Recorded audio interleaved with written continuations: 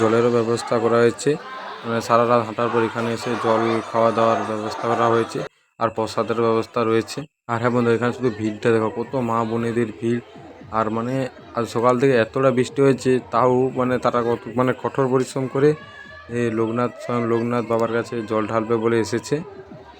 আর হ্যাঁ, এই মন্দিরে তোমরা আসবে কিভাবে, নিমতড়ি থেকে যে কোনো বাসে বা কোনো গাড়ি উঠলে রাজরামপুর কড়েশুড়া বললে তোমাদেরকে লাভিয়ে দিয়ে চলে যাবে। আর হ্যাঁ, আজকের ব্লগ এখানে শেষ করলাম, দেখা হবে নেক্সট ব্লগ।